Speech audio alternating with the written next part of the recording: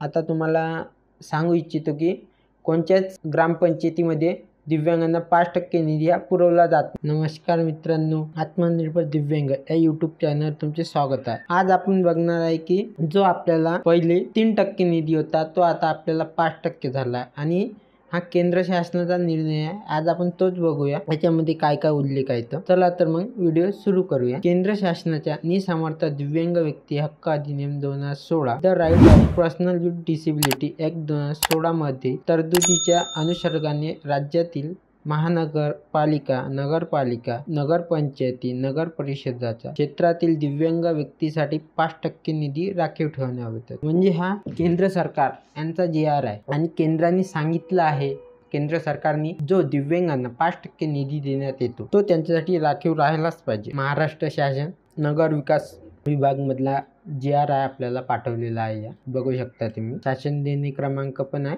दिलेला, मादाम कामा मार्ग हुतात्मा राजगुरू चौक मंत्रालय मुंबई आणि हा GR आहे 10 मे 2018 मधला GR आहे। संदर्भ आहे, संदर्भ तुम्ही वाचून घ्या। मी थोडं तुम्हाला शॉर्ट मध्ये सांगतो। प्रस्तावना आहे, यापूर्वी केंद्र शासनाच्या दिव्यांग व्यक्तीसाठी समान संधी संरक्षण व समान सहभाग कायदा 1995 दिनांक 1/1/96 पासून लागू करण्यात आला होता। म्हणजे आपल्याला या पहिले केंद्र शासनाने समान कायदा आपल्याला लागू केला 1995 मध्ये तो कायदा अंमलात आणला होता आणि 1/1/96 पासून तो लागू करण्यात आला होता। सदर कायद्यातील कलम 40 नुसार राज्यातील सर्व महानगरपालिका व नगरपालिका यांना त्यांच्या अर्थसंकल्पाच्या दारिद्र्य निर्मूलन कार्यक्रमाअंतर्गत अपंगासाठी किमान 3% निधी राखीव ठेवण्याबाबत तसेच सदर कार्यातील कलम 42 व 43 या तरतुदीनुसार दिव्यांगासाठी सहानुभूत उपकरणे पुरवणे याकरिता घरकुल योजना, व्यवसाय मनोरंजन केंद्रे, विशेष शाळा व संशोधन केंद्रे उभारण्यासाठी तसेच उद्योगासाठी उद्योगधंद्याकरिता जागा उपलब्ध करण्यासाठी आवश्यक योजना आणून राबवण्यासाठी दिनांक 30/10/2010 च्या परिपत्रान्वये सूचना देण्यात आल्या आहे। म्हणजे जो दिव्यांगांना 1996 मध्ये जो कायदा लागू झाला होता त्यांना नगरपालिका, महानगरपालिका, पंचायत समिती यांना सांगितलं होतं की दिव्यांगासाठी 3% निधी राखीव राहायला पाहिजे। कायद्या अंतर्गत म्हणजे कलम 42 आणि 43 या तरतुदीनुसार त्यांना 3% निधी म्हणजे तुम्ही घरकुल योजना, व्यवसाय कोणचा, मनोरंजन केंद्र, विशेष शाळा, संशोधन केंद्र यासाठी तुम्ही 3% निधी खर्च करू शकता। उद्योगधंद्याकरिता त्यांना जागा पण उपलब्ध करून देऊ शकता असे सांगण्यात आले होते। त्याचप्रमाणे दिव्यांग 3% राखीव निधी कोणत्या प्रयोजनात खर्च करण्यात यावा याबाबत दिनांक 28/10/2015 च्या शासन निर्णयान्वये सविस्तर मार्गदर्शन सूचना निर्गमित करण्यात आलेल्या आहेत। तसेच त्यांची काटेकोर अंमलबजावणी करण्यात, त्याचप्रमाणे सदर निधी पुनर्विनियोजित न करणे, त्या वर्षात खर्च करणे इत्यादीबाबत वेळोवेळी सूचना दिलेली आहे। म्हणजे आपल्याला जे आता महानगरपालिका किंवा नगरपालिका 3% निधी आपला राखीव होता तो खर्च करण्यात यावा। प्रत्येक वर्षातून खर्च झालाच पाहिजे, 3% निधी खर्च झालाच पाहिजे, त्या खर्चाला डबल मान्यता नाही झाली पाहिजे म्हणून त्या वर्षात खर्च करणे इत्यादी वेळोवेळी सूचना दिलेल्या आहे। केंद्र सरकारने आपल्याला हा GR दिलेला आहे। केंद्र शासनाच्या निसमर्थ दिव्यांग व्यक्ती हक्क अधिनियम 2016 the right of person with disability act 2016 दिनांक 27/12/2016 पासून लागू झालेला आहे।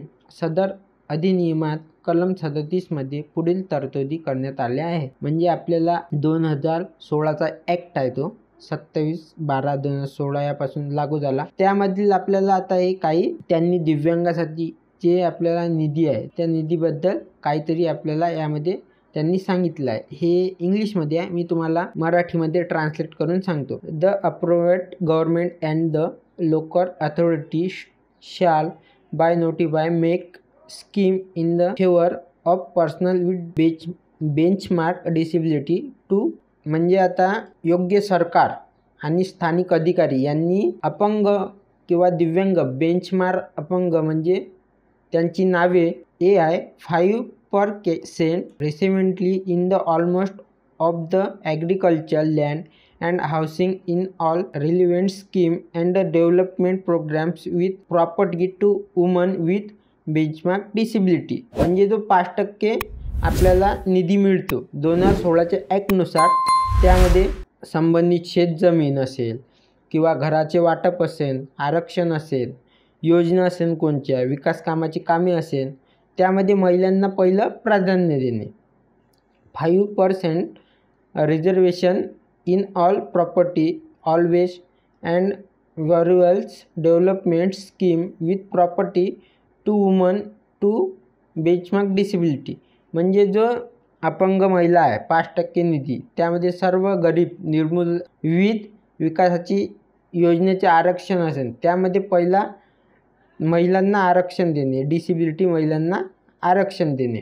त्यानंतर आहे C 5% reservation in almost of land on concessional rate well such land is to be used for the purchase to purpose of the promoting housing setting up of business enterprises research center and program center. म्हणजे जो आता आपल्याला 5% निधी आहे त्यासाठी आपल्याला जमीन दिव्यांगासाठी सवलत देण्यात येते. जसे जमिनीमध्ये आपल्याला सवलत देण्यात येते, घरेमध्ये सवलत, कोणतं घरे निवारण्यासाठी सवलत, कोणची जागा आहे त्यामध्ये सवलत देण्यात येते, किंवा व्यवसाय करत असेल त्यामध्ये पण सवलत देते. मनोरंजन केंद्र त्यामध्ये पण सवलत देण्यात येते. कोणतं आपण उत्पादन सुरू केलं त्यामध्ये पण आपल्याला सवलत देण्यात येते. प्रस्तुत नवीन अधिनियम तरतूद केल्यामुळे दारिद्र्य निर्मूलन कार्यक्रमाअंतर्गत दिव्यांगांसाठी 5% निधी राखीव ठेवण्याची बाब शासनाने विचारात होती. म्हणजे आता जो आपल्यासाठी 1996मध्ये आपल्याला दिव्यांगासाठी बघू शकता तुम्ही 3% निधी होते. त्यामध्ये 2016च्या ॲक्टनुसार आपल्याला 5% निधी हा आरक्षण ठेवण्यात येत आहे. तसे महानगरपालिका, नगरपालिका, पंचायत समिती, ग्रामपंचायतमध्ये 5% निधी आपल्याला आरक्षित ठेवल्या जाते. केंद्र शासनाच्या निसमर्थ दिव्यांग व्यक्ती हक्क अधिनियम 2016 the right of person with disability act 2016 मधील कलम 37(ब) मधील तरतुदीच्या अनुषंगाने राज्यातील महानगरपालिका, नगरपालिका क्षेत्रातील दिव्यांग व्यक्तींना दारिद्र्य निर्मूलन योजनेअंतर्गत किमान 5% निधी राखीव ठेवण्यात येत आहे. 2016च्या ॲक्टनुसार आपल्याला नगरपालिका, महानगरपालिका यामध्ये 5% निधी राखीव ठेवण्यात येत आहे म्हणते. दिव्यांग राखीव निधी खर्च करण्याबाबत यापूर्वी संदर्भाधीन शासन निर्णय परिपत्रकाने निर्गमित केल्याने सूचनानुसार कारवाई करण्यात सर्व महानगरपालिका, नगरपालिका यांनी दक्षता घ्यावी. म्हणजे हा 5% निधी आहे 2016च्या ॲक्टनुसार, त्यांनी असं विचारात घ्यावे की बा आता 3% निधी नसून 5% निधी हा झालेला आहे, त्यांनीही विचारात घेऊन त्यांची पूर्ण आचरण करावे. सदर महाराष्ट्र निर्णय महाराष्ट्र शासनाच्या www.maharashtra.government.in या संकेतस्थळावर उपलब्ध करण्यात आला असून त्यांचा संकेतांक नंबर पण आपल्याला दिलेला आहे असा आहे.